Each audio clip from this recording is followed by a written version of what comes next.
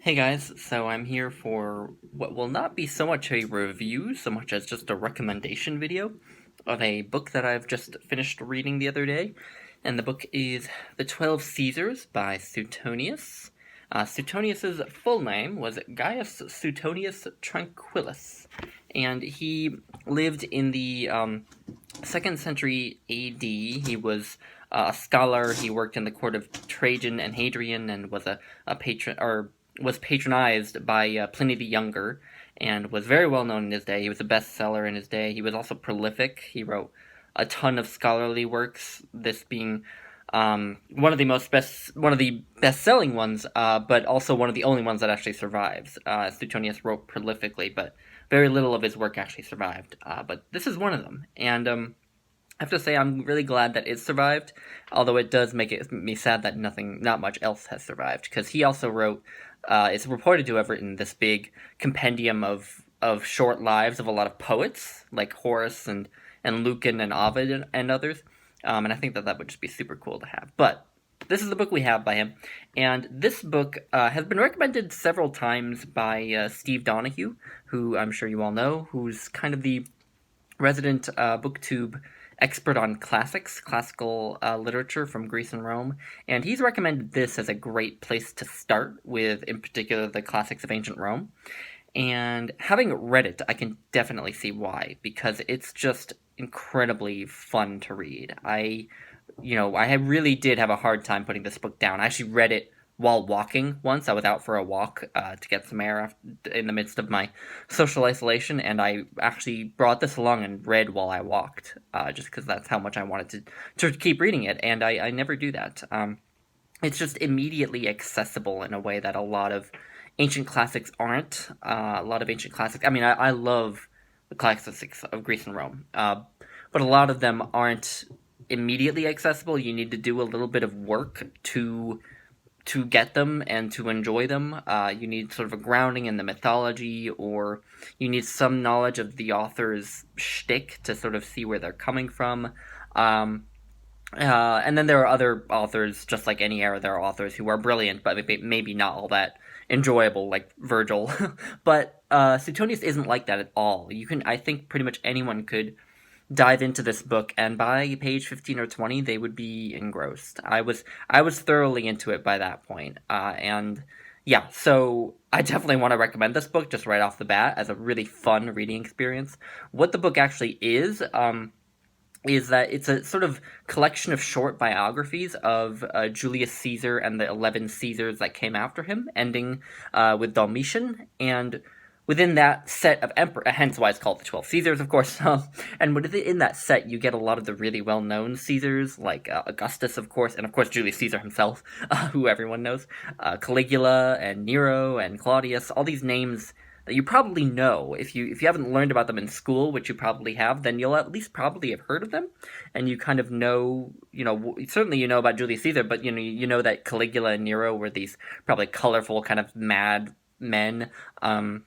And Claudius was this much better emperor, and I think that the fact that these emperors are well known adds a big layer of accessibility to this work of history that perhaps isn't present in the history of Herodotus, maybe, or in Tacitus, among others.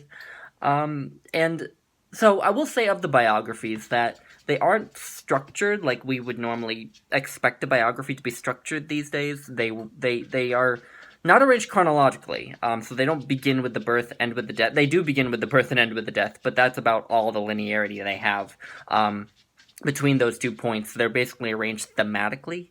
So, really they are just collections of anecdotes about each of these men that are sort of collected under different headings. So usually, after the sort of birth and early life of each emperor, Suetonius will go into a section about how they were as emperor, the good and bad aspects. And then after that, he'll go into a huge section about the emperor's private lives.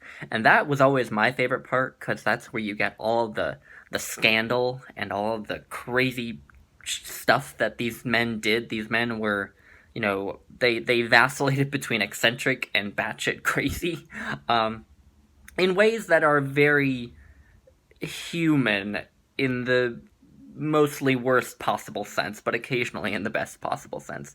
And I mean, you just get the weirdest anecdotes in this book. You have these men making people listen to their terrible singing performances. You have these men forcing audiences to sit in hot theaters by locking the doors.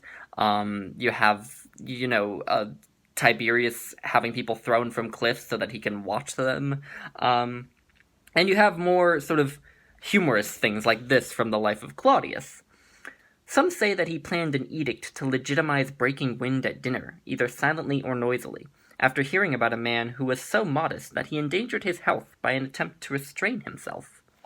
Yeah, just like these weird things, these weird aspects of these men's lives that you don't usually get in big history books.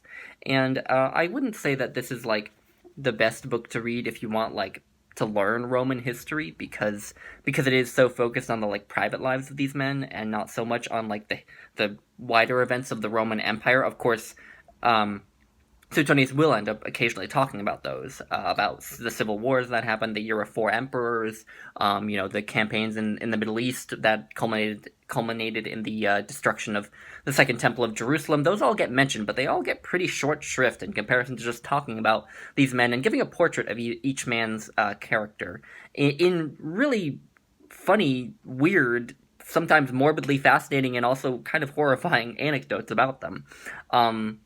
Because there's the one from the life of Claudius that I just read, but then there's this one from the life of Nero.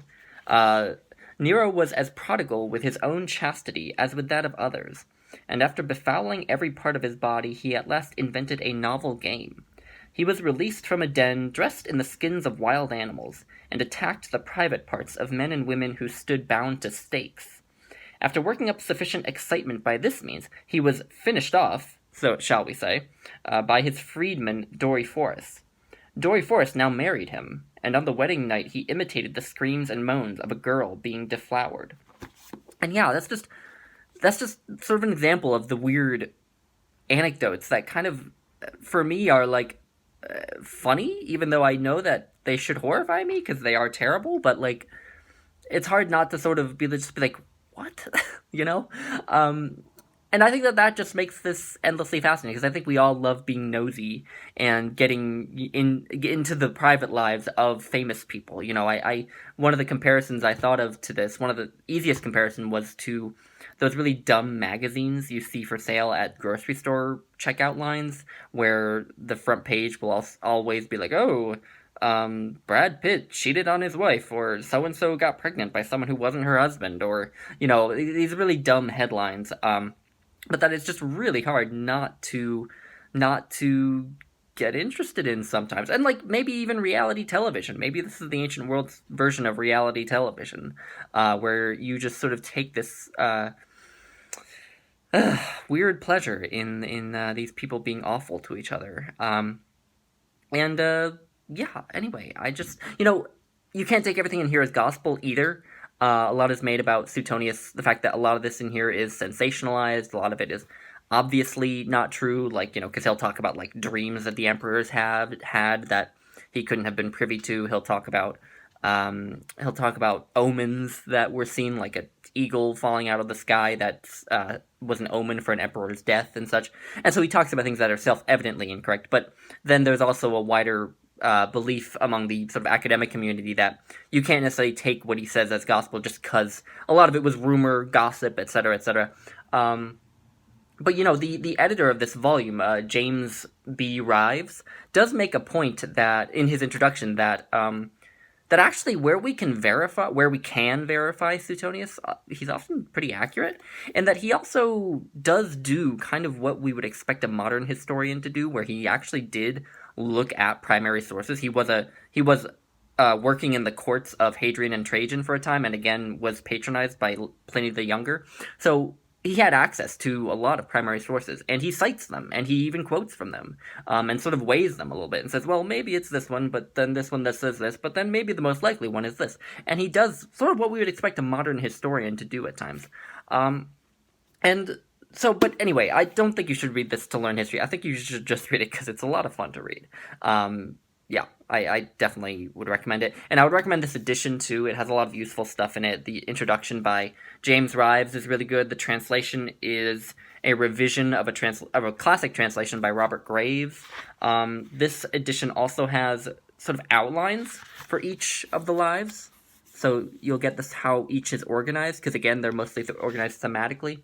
And that I tended to find very helpful. It also has, a glossary with lots of ancient terms that you might not know, and a map, and family trees, and endnotes. And the endnotes tend to illuminate certain aspects of what Suetonius is talking about at any given point that you as a non-Roman might not remember or know. So this is a good volume too. And yeah, I just wanted to recommend this book. I hope you all enjoyed my sort of gushing about it, I guess. And if you've read it, give me your thoughts. If you want to read it, give me your thoughts. And anyway, that's all. So thanks for watching, guys.